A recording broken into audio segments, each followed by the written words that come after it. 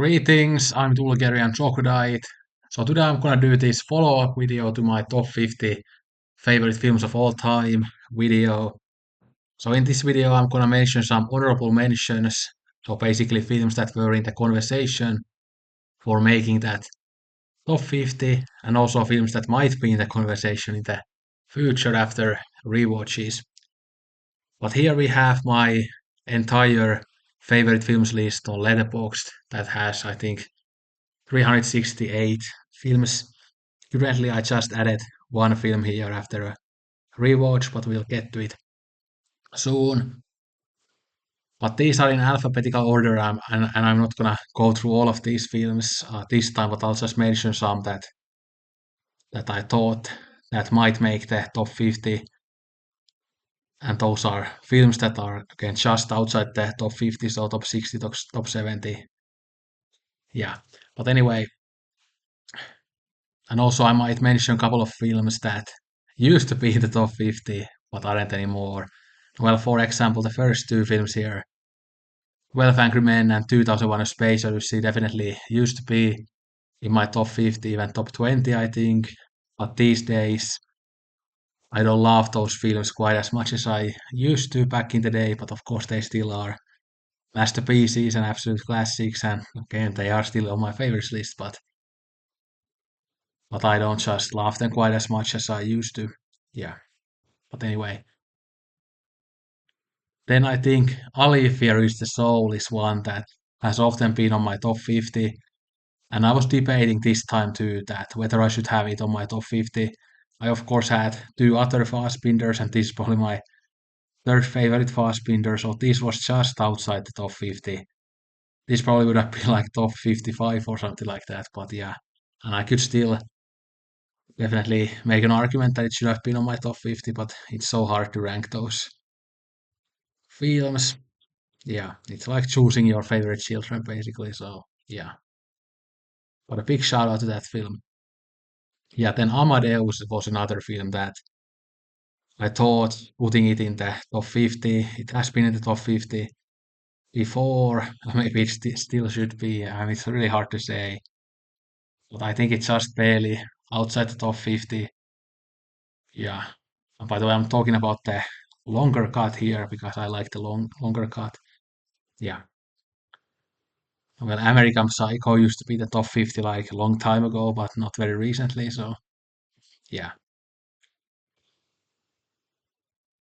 Then I didn't have any Bresson on the list, which feels quite weird because I'm a huge fan of Bresson and he's one of my, I think, top 10, top 11, top 12 directors of all time. So it felt a bit weird to not have him in the top 50. I think a couple of his films are just outside the top 50. Yeah. And then Army of Shadows I've often ranked in my top 50 as well, but not this time. Yeah, if it was top 50 greatest films of all time, then it probably would have been there, but not quite on the favorite top 50. Then I didn't have any Aki Kaurismäki, but the thing is with Aki Kaurismäki, he's okay, one of my top 10 directors.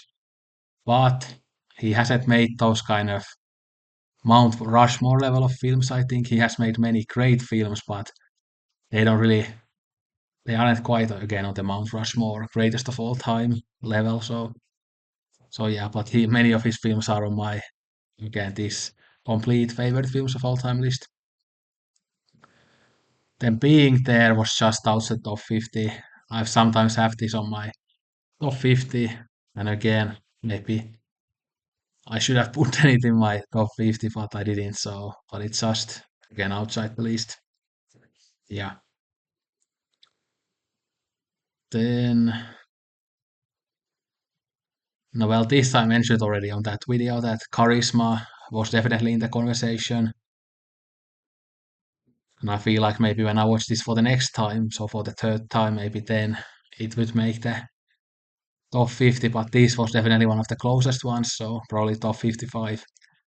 And Carrie, I think I have had on the top 50 in the past, and I still absolutely love that film.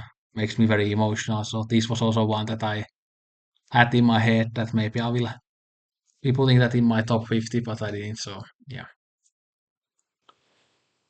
Then I mentioned on that video that I need to rewatch my favorite Obayashi films because I think some of these Obayashi films might kind of be top 50 level once I rewatch them. But like I said in that video, I only wanted to have films that I had watched more than once on that list. But yeah, this is one candidate that maybe after a rewatch it will become top 50 level, but it's hard to say. And I was actually thinking of rewatching this the other night, but then I opened my copy, and then the copy, the picture quality was worse than I remembered. Then I just wasn't in the mood for watching anything with bad or mediocre picture quality, so then I didn't watch it, but I'll rewatch it soon. Then Clio from 5 to 7 is another one that I think might be top 50 level if I rewatched it, because it's one of the best French New Wave films, and I'm such a huge fan of French New Wave, but it's of course a bit hard to say, but I'm gonna rewatch this finally soon. Then A Clockwork Orange has been on my top 50 in the past, and I still absolutely love it, but yeah, it didn't make the cut this time.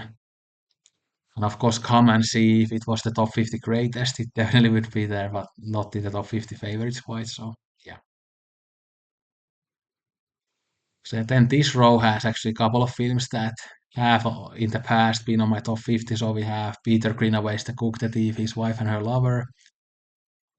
And I was thinking of putting this on my list this time as well, but I just didn't quite feel like putting it there right now. Yeah, but still love it. Then Cries and Whispers is probably my third favorite from Berryman. And it has often been in the kind of top 40, top 50 range, but I think now it was like just outside the top 50. Yeah.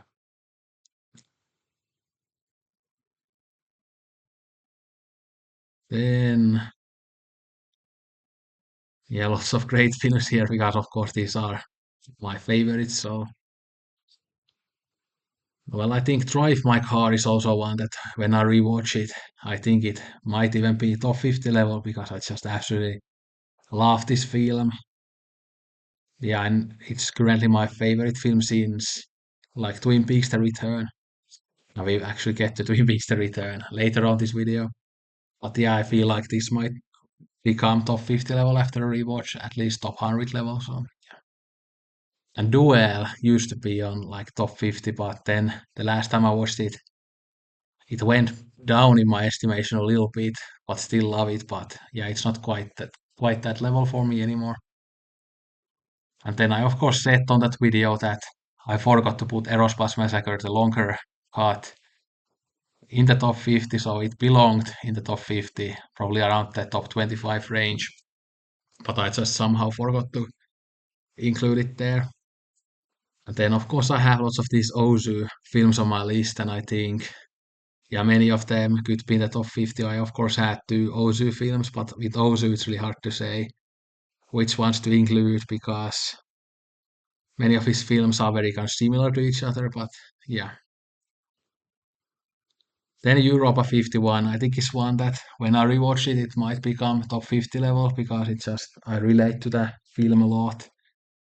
Have very similar values than what the film is kind of discussing and things like that. So I think I have a pretty big personal connection to this film, and I find it very interesting philosophically and stuff. So this will probably at least be very close to being on my top 50 once I rewatch it. Yeah. And Farewell to the Ark, yeah, it's probably top 60, top 70 level, but not quite top 50. I, of course, had Pastoral to Die in the Country there. But these actually used to be my favorite Terayama, but now it's Pastoral to Die in the Country because it has just gotten better and better after those rewatches. So, yeah.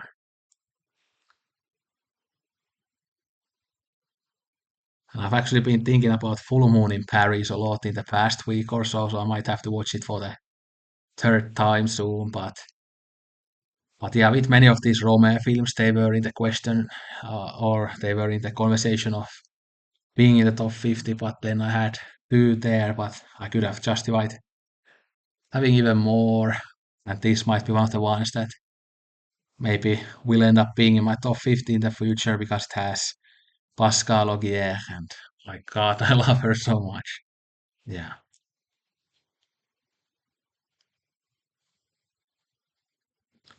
Then the good, the bad, and the ugly used to be my top 50, and I think even like top 25. But currently, my headspace is kind of anti-macho type of films.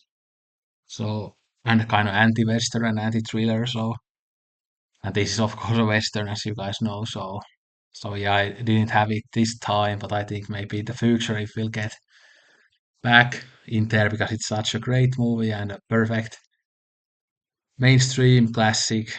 Again, so much fun and not a wasted frame on that film, but currently just that macho thing doesn't really do it for me. Yeah, I'm all about the romance. Yeah. The Green Ray was definitely the conversation. It's one of my favorites from Homer. Yeah. Um, well, happy together, probably at least top 100 level, but yeah, I could have maybe justified putting this in the top 50, even though in general, I'm not as big of a Wong Kar-wai fan as many other people are, but this one is kind of an exception for me. And this I almost put in there, Hiroshima Mon Amour. This has usually been in the like the top 45, top 50, just in the end of the top 50 for me, but this time it just barely didn't make a cut. But I was kind of debating between this and India song, but then I ended up putting India song there. And why I mention India song here also is because, of course, Marguerite Duras, who directed India song, she actually wrote the script for Hiroshima Mon Amour, and they are quite similar films in style, and they are pretty much equal in my head. But I ended up going with India song. And this is also one of the Obayashi films, his Motorbiker Island, that might be top 50 after a rewatch. Yeah. Um, then I think I mentioned in the video that I've always loved you was in the conversation, but it didn't make the cut in the end. Yeah.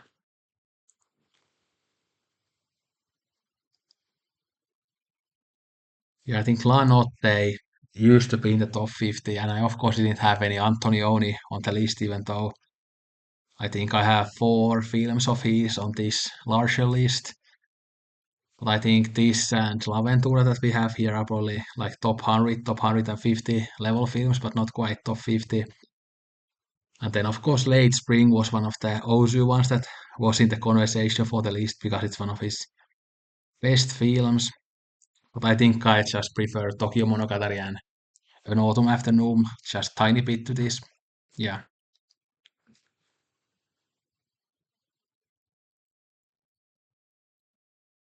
Well, The Lion King used to definitely be on my top 50 when I was younger, but yeah, not anymore. Yeah, the nostalgia has wore off a little bit, but I still love the film. And yeah, I forgot to also mention Lady and the Tramp, which has always been my favorite Disney film. So, but I think I've kind of overwatched this film. I really noticed that, like the one Christmas, yeah, it wasn't the last Christmas, but the Christmas before that, I watched it on my own, and I just noticed that, yeah, because I remember like every second of the movie, so it doesn't really feel that much fun to watch it anymore when it's just so ingrained in my mind that I remember absolutely everything about it and so many of the lines and everything. So I think I've kind of overwatched this at this point. So I think I'm not gonna watch it in a very long time now. Yeah, but I mean, still a great movie. It still makes me emotional. Yeah, when a horse carriage hits one of the dogs like that, that scene still hits me so hard. I don't know. I must have some trauma relating to that scene because I don't know why it still hits me so hard, even though I know the dog is gonna be okay. He just has a broken leg after that, but for some reason I'm just always get so emotional after that. Yeah.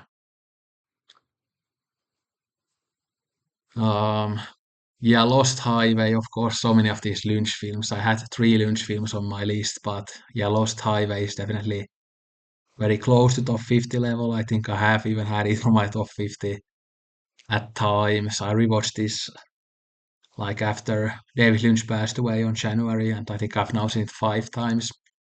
And it definitely keeps getting better still to this day, but yeah, it didn't quite make the cut. And then Sion Sono was another big kind of omission because I've of course praised his filmography a lot on my channel and love exposure, and also his film Why Don't You Play in Hell have been on my top 50 in the past. But currently I feel like my mind just gravitates to some other Japanese films a bit more, even though I still absolutely love these films, and I think both Why Don't You Play in Hell and Love Exposure will probably be in my top 60 or top 70. So they were just outside the list. Yeah. And this was also one of the Koreeda films that I was debating over Maporoshi. I think when we did the podcast for this, I think I said that this might even be Koreeda's best, which I still think it might be, but I ended up going with Like Father, Like Son in the end because I think it makes me more emotional than this one, even though you can argue that this is maybe better.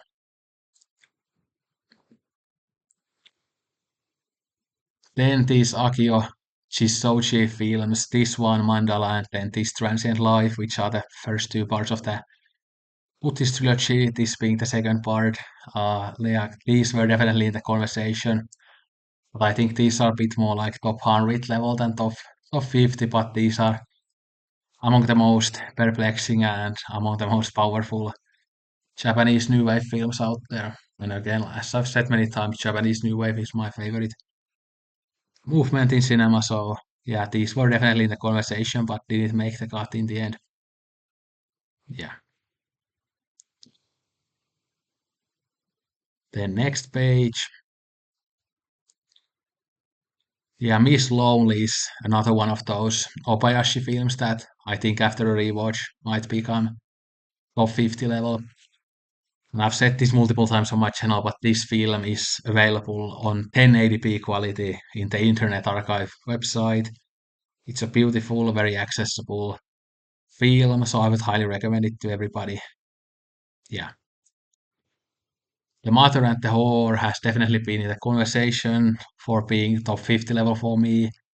I watched the new Criterion print, yeah, around Christmas time last year when I had a kind of a uh, French film mood, I guess, where I was watching quite a few French films. So I rewatched this, and but I think I after a rewatch I didn't like it quite as much as I liked it back on my original watch. I still actually loved the film, but it wasn't quite as amazing as I remember. But it's probably like top 100, top 150 level for me now. And Mouchet was definitely one of the Bresson ones that I could have included because it might be my favorite Bresson, but it's hard to say. There is definitely like three films at least in the conversation of being my favorite Bresson, so hard to say. And then back to Romain, My Night at Moors is definitely one of his best films, so this was in the conversation as well, but I think, yeah, not quite top 50 level. Then Network has been on my top 50 in the past, especially love the script and some of the characters, but this kind of 70s Hollywood stuff has just gone down in general, in my estimation. Especially kind of dislike the aesthetic of that time. These days, those muted kind of brown and gray colors and stuff, yeah, it just really doesn't do it for me aesthetically. So that's one of the main reasons this period of Hollywood has kind of gone down in my estimation, even though often the films are really good, kind of otherwise, yeah. Although there are so many kind of macho type of films from that era of Hollywood, that's yeah, not really into that stuff anymore. So yeah. And North by Northwest has always been one of my favorite Hitchcocks. I think this probably in the past was around my top 50. And this is actually a film that I really shouldn't like because I usually don't like this type of thriller. But like I always say, Hitchcock, it's kind of an exception that his film just has that kind of aura, that type of like unexplainable magic to me that for some reason I really love his films, even though on paper he makes the type of films that I shouldn't love that much. Yeah. Then this next row has a couple of films that definitely used to be the top 50. So Once Upon a Time in the West. After I saw it in the cinema last time, yeah, it was such a mind-blowing experience. So I kind of had it around the same area as the good, the bad, and the ugly. But like I've said in this video, this kind of macho stuff doesn't currently interest me that much. And then One Flew of the Cuckoo's Nest, I think in the past has been even on my top 10. But yeah, I don't love it as much anymore. I still love it, but yeah, no, not to that extent. So I wasn't thinking of putting this in my top 50 anymore. Yeah.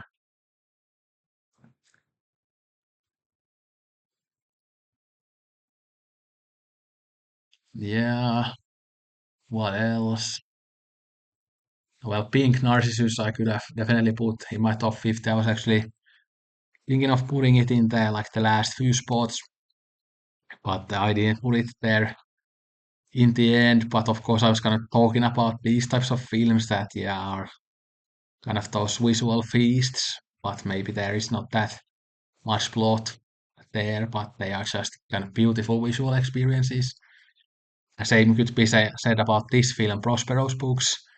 Incredible Peter Greenaway film, and I think actually if I had rewatched this recently, I think maybe it could have been in the top 50 because this is the type of stuff that I'm all about these days. So yeah, and Punch Drunk Love definitely used to be in the top 50, and this is actually my favorite PTA film. I'm not the biggest PTA fan these days, but this is one that I still love. So, but yeah, probably not quite top 50 level anymore, but it definitely used to be.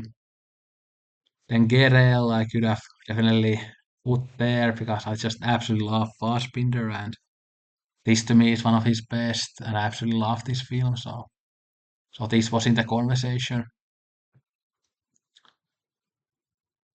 And I've actually been meaning to rewatch Redbeard because this might actually be Kurosawa's best film because I think it feels more sophisticated, it has more depth than most of his kind of troglodyte movies. So I'm really looking forward to rewatching this soon. And this is actually the latest addition to this list. It's Ritual by Hideaki Anno, who is the most known for Neon Genesis Evangelion. But I rewatched this the other night, and I, of course, loved it already on my first watch, but now I ended up adding it to my favorites list after this rewatch. Such an interesting, fascinating, and beautiful film. Yeah, incredible in every way, I think so. Highly recommend this to everybody who is into Japanese cinema. Yeah, it's available, for example, in the Rare Film and Internet Archive websites. So The Return was one that I was debating to put in the top 50 because it's just incredible movie. One of my favorites of the 21st century so far. But yeah, it didn't quite make the cut, but probably top 60, top 70 level. Then Rope is definitely one of my favorite Hitchcock, so this was also in the conversation, but in the end I ended up just putting Vertigo. It's the only Hitchcock there. Then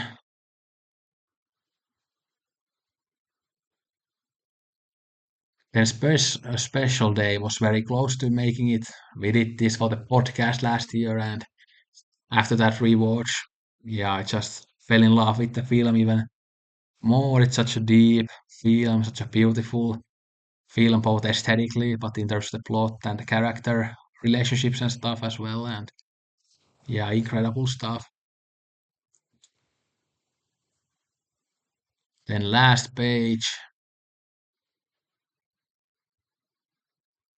Yeah, I think Sweet Smell of Success definitely has been in my top 50 in the past. I love it, but yeah, again, kind of my current mood isn't into this type of stuff as much as some of my previous moods in the past. So that was kind of the reason why it didn't make the cut this time, but I could see it making the cut in the future again.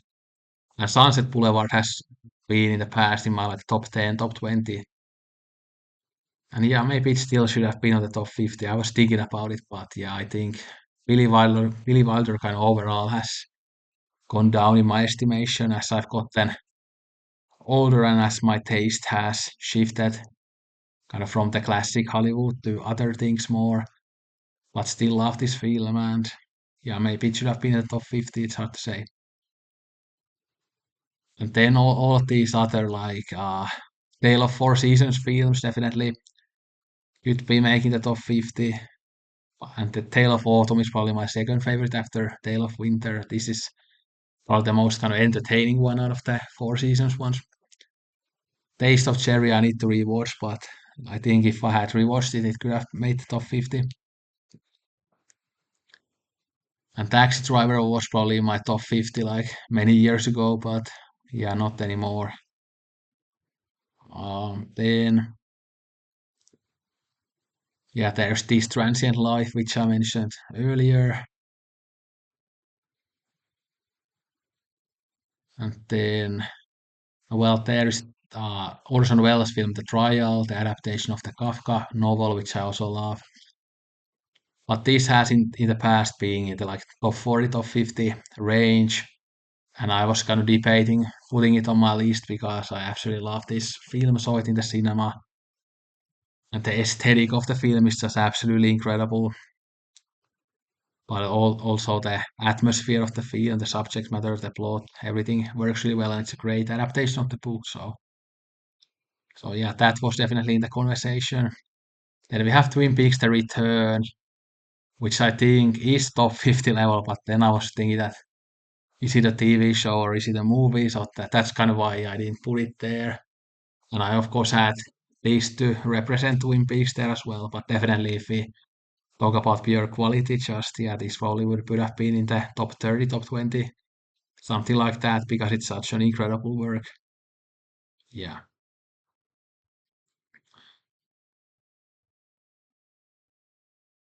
Then Open Coupe or Wall Engravings, which is currently available on YouTube, by the way, if you want to watch it.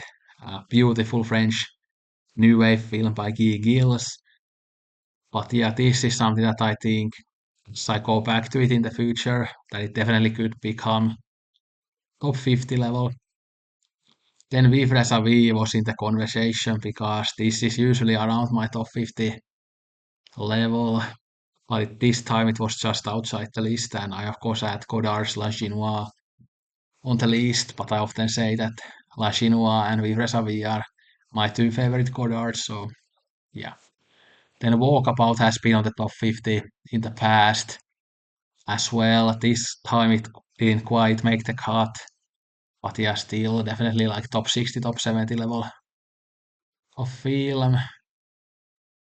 Yeah, and then yeah, Werkmeister Harmonies was in the conversation. It's absolutely incredible film, but I think maybe it lacks the kind of emotional connection a bit, so that's why it's not quite top 50 favorites level, but it's not that far away. Yeah, Whiplash has been on there in the past, but maybe I don't love it quite as much as I used to as I've watched more and more films, but yeah, still such a fun movie and so rewatchable. Why Don't You Play in Hell? I already mentioned. Uh, yeah, I think Woman Under the Influence, like after a rewatch, could make the top 50 cut. Gigi is obviously amazing, but probably more like top 100 or top 150 than top 50. Yeah, Young Girls of Rochefort. Yeah, absolutely amazing. But yeah, so that those were some honorable mentions for that top 50. Hopefully you maybe got some recommendations from this video. And yeah, definitely also check some of these films that I didn't mention here because of course these are all my favorites, so I would recommend all of them. This one, for example, is absolutely incredible. Three Crowns of the Sailor. So is this one. Need to rewatch this T for Reality by Antoinette Angelidi. Amazing director from Greece. This is also from her. Topos. Challenging films, but great stuff. Uskiroti, great film from India, if you want to get more into Indian cinema. The Wayward Cloud, absolutely bonkers, but amazing film from Chai Ming Liang. Yeah. But anyway, that's it for this video.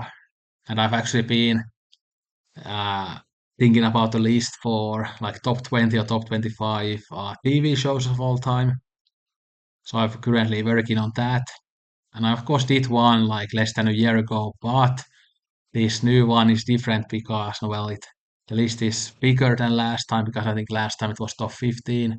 And another difference is that this time I'm gonna combine both live action and animated shows on that list. So now, because last time it only had live action shows, and even some of the live action shows will be different this time as I've watched some new favorites. So that's gonna be interesting, but I'll try to make that one soon, but it's a bit hard to rank, as you can imagine. So that might take me a few days or a few weeks, it's hard to say. And then, as you might know, I have also a music channel these days, a separate music channel called Diabolical Bulgarian Troglodytism. So I might make a top 50 albums list there, although every time I try to compile a top 50 albums list, I always fail, so that might not happen. But anyway, check out that music channel if you're into music.